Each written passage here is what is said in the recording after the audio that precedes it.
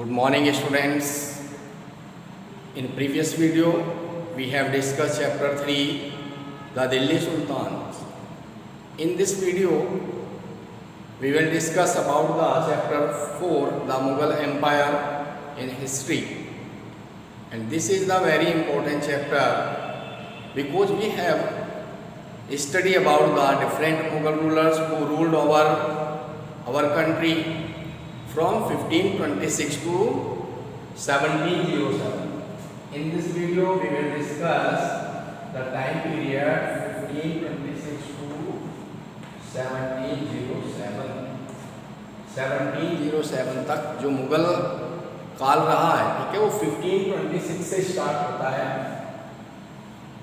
बाबर से लेकर औरंगजेब तक, ठीक है। उसके बाद भी मुगल पीरियड चलता है। 1857 में जो लास्ट मुगल रूलर था बहादुर शाह जफर, जिसको ब्रिटिश ने कैप्चर करके रंगून जेल में भेज दिया था, ठीक है। लेकिन after 1707, after the death of Aurangzeb, there were no Mughal ruler as powerful as the Aurangzeb, okay. 1526 से लेकर बाबर से औरंगजेब तक जो रूलर रहे हैं मुगल रूलर, वो बहुत ही पावरफुल थे और उन्होंने अपने समय में मुगल साम्राज्य को, मुगल एम्पायर को एक्सपेंड किया। बाद में जो लेटर मुगल कहलाते हैं, ठीक है, बाद के जो रूलर्स थे आफ्टर 1707, वो इतने पावरफुल नहीं थे कि वो ज़्यादा एक्सटेंड कर पाए, okay. Now we will explain the chapter we are studying. In this chapter there are many topics in this chapter. Before starting the chapter we will discuss about these topics. Firstly, who were the Mughals? Mughals कौन थे, कहाँ से वो India में आए? Who found the Mughal dynasty? Mughal dynasty को किसने find किया था, ये हम डिस्कस करने वाले हैं इस चैप्टर में, इस वीडियो में। सेकेंड, मुगल मिलिट्री कैंपेन्स, जो मुगलों की मिलिट्री थी, जो उनकी आर्मी थी, क्या कैंपेन था, क्या उन्होंने किस तरह से इंडिया में उन्होंने कंट्रोल किया धीरे धीरे और इतने बड़े एम्पायर को एक्सपेंड किया। एंड मुगल एम्परर्स, इसके बाद हम डिस्कस करेंगे मुगल एम्परर्स के बारे में, ठीक है। There are different Mughal emperors who ruled over 1526 to 1707, okay. Next topic, Mughal traditions of succession, मुगलों ने किस तरह से क्या पॉलिसी फॉलो की उस समय, किस तरह से उन्होंने सफलता प्राप्त की। एंड मनसबदार एंड जागीरदार, मनसबदार कौन होते थे, जागीरदार कौन होते थे, this were the topic. And जब्त एंड जमींदार, जब्त एंड जमींदार कौन थे। तो today in this video we are going to discuss and study about these topics. Firstly, we will study about the chapter in starting that there were many difficulties in the Middle Age before the rulers to control over the Indian subcontinent. Middle age में आपने देखा कि Indian subcontinent में rule करना बहुत ही difficult काम था, ठीक है, डिफ़िकल्ट टास्क था, इजी नहीं था। Because there were different diversities. Diversity का मतलब होता है कि डिफरेंट डाइवर्सिटी थी। अगर हम देखें हमारे कंट्री में, ठीक है, जैसे कि हम साउथ में अगर देखते हैं तो वहाँ पर चोल वंश की, चोल डायनेस्टी के रूलर्स रूल करते थे।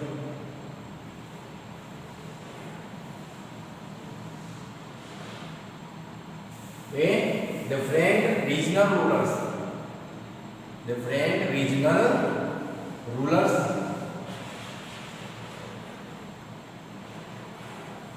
and they were ruled over different region in our country. अगर हम देखेंगे साउथ में चोल वंश का राज था यहाँ पर, ठीक है। चोल वंश के जो रूलर थे वो रीजनल करते थे, पाल डायनेस्टी अलग अलग स्टेट में अलग अलग।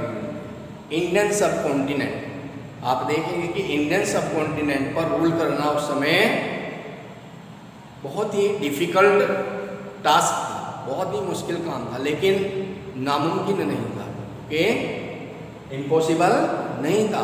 फिर मुगलों ने किस तरह से इंडियन सब कॉन्टिनेंट पर रूल किया?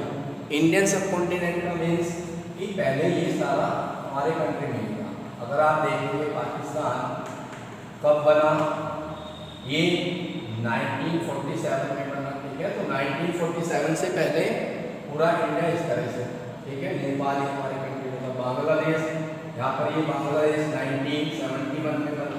तो ये पूरा इंडियन सब कॉन्टिनेंट पे, इंडियन सब कॉन्टिनेंट पर रूल करना उस समय बहुत ही डिफ़िकल्ट टास्क था किसी भी रूलर के लिए, किसी भी वंश के राजा के लिए, क्योंकि डिफरेंट जो रीजनल किंगडम थे हमारे कंट्री में, जैसे कि चोल वंश के राजा जो साउथ में रूल करते थे, पाल डायनेस्टी, गुर्जर प्रतिहारा, बहुत सारे आपने प्रीवियस चैप्टर में पढ़ा, सेकंड चैप्टर में, कि किस तरह से पाल, गुर्जर, प्रतिहारा, ठीक है, चोल डायनेस्टी के अलग अलग रीजनल किंगडम थे और इन वंश के राजा यहाँ पर राज करते थे, राजपूत किंग्स थे, ठीक है। गुजरात में मेवाड़, अंडरस्टूड। तो इस तरह से डिफरेंट डाइवर्सिटी थी, यानी यहाँ की कल्चर, साउथ की अगर देखें, यहाँ की कल्चर अलग थी, नॉर्थ में अलग कल्चर थी, तो इतनी सारी कल्चर की यहाँ डाइवर्सिटी थी, अलग अलग आइडियाज़ थे। तो इसलिए it was not easy to control over the Indian subcontinent in the middle age. Middle age में पूरे इंडियन सब कॉन्टिनेंट पर कंट्रोल करना मुश्किल काम था, ठीक है, ईजी वर्क नहीं था, बहुत ही डिफ़िकल्ट टास्क था। फिर भी मुगलों ने पूरे सब कॉन्टिनेंट पर रूल किया। देखते हैं इस वीडियो में कि किस तरह से उन्होंने इंडियन सब कॉन्टिनेंट पर रूल किया। अगर आप 6th क्लास की बात करें, ठीक है, तो इससे पहले भी हमारे कंट्री में मौर्य वंश के राजाओं का शासन रहा था। अशोका ने पूरे इंडियन सब कॉन्टिनेंट पर रूल किया था, मौर्य वंश, ठीक है, 6th क्लास में आपने हिस्ट्री में पढ़ा है, ठीक। लेकिन बीच में इतने पावरफुल रूलर नहीं थे, ठीक है। तो जो मुगल्स कैसे इंडिया में आते हैं, now I discuss who found the Mughal empire. Mughal empire की शुरुआत कब से होती है? 1526 से, क्योंकि 1526 में बाबर ने इब्राहिम लोदी को डिफीट किया first battle of Panipat, first battle of Panipat कब हुआ था? फर्स्ट बैटल ऑफ पानीपत इन 1526 में फर्स्ट बैटल ऑफ पानीपत जब हुआ, ठीक है। आपने प्रीवियस चैप्टर में पढ़ा दिल्ली सुल्तान, दिल्ली सल्तनत के बारे में, ठीक है। दिल्ली सल्तनत में सबसे पहले गुलाम वंश के राजाओं ने राज किया, स्लेव डायनेस्टी आई, ठीक है। उसके बाद खलजी डायनेस्टी आई, खलजी डायनेस्टी के बाद फिर यहाँ पर खलजी के बाद तुगलक आए, और फिर सैयद डायनेस्टी, ठीक है, और लास्ट में लोधी डायनेस्टी। तो उस समय जब बाबर ने इंडिया में एंट्री की, क्योंकि बाबर इंडिया से नहीं, बाहर से, सेंट्रल एशिया से आता, अफगान से, ठीक है, अफगानिस्तान से। 1526 में उस समय हमारे कंट्री में जो दिल्ली रूलर, दिल्ली की गद्दी पर बैठा था दिल्ली सुल्तान इब्राहिम लोदी, इब्राहिम लोदी 1526 में। और इब्राहिम लोदी को किसने डिफीट किया? बाबर ने, ठीक है। फर्स्ट बैटल ऑफ पानीपत में जो बाबर था, Babur was the first ruler of Mughal dynasty. Mughal dynasty को किसने फाइट किया था? बाबर ने।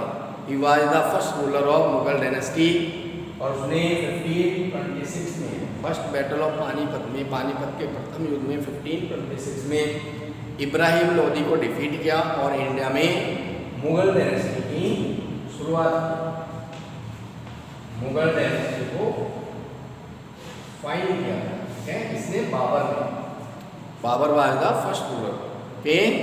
तो बाबर ने 1526 का जो युद्ध था वो जीता, ठीक है। बैटल किस प्रकार उसने जीता? क्योंकि बाबर की जो आर्मी थी वो वेल ट्रेन्ड थी, और उसने सबसे पहले फर्स्ट बैटल ऑफ पानीपत में तोप का यूज किया था, इसलिए उसके पास हर तरह की आर्मी थी, हर तरह की सेना थी, ठीक है। एलिफेंट्री जिसमें एलिफेंट, घुड़सवार, पैदल यात्री, यानी कि उसकी जो आर्मी थी बहुत ही पावरफुल थी पावर की, इसलिए उसने क्या किया, इब्राहिम लोदी को हरा दिया, ठीक है, डिफीट किया फर्स्ट बैटल ऑफ पानीपत में और यहाँ पर मुगल वंश की स्थापना की।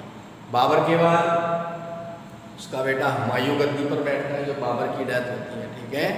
हुमायूं के बाद फिर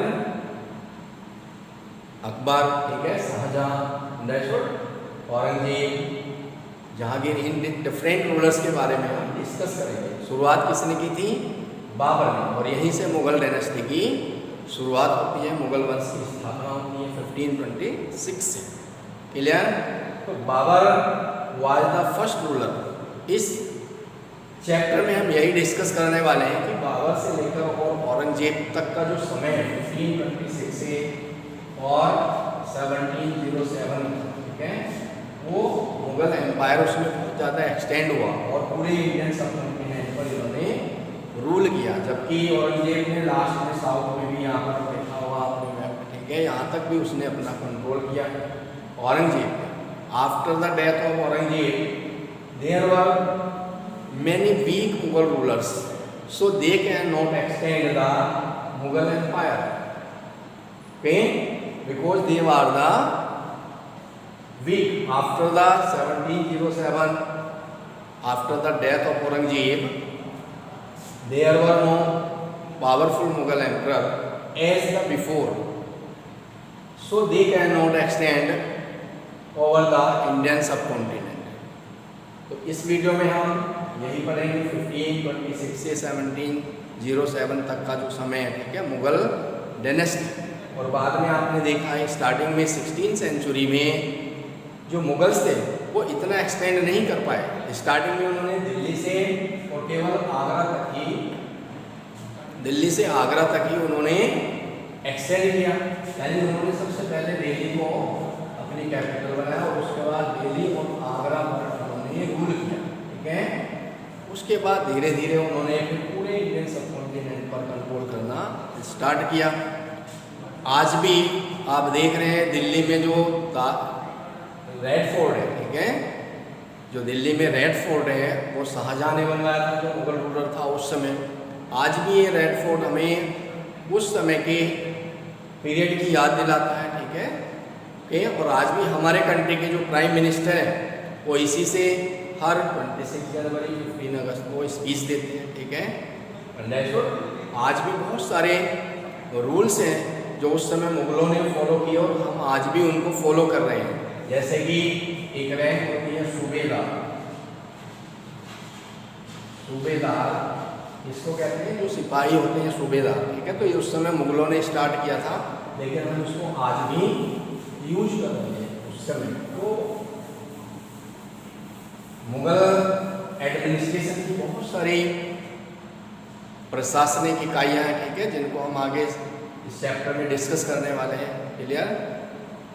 now thank you and have a nice day.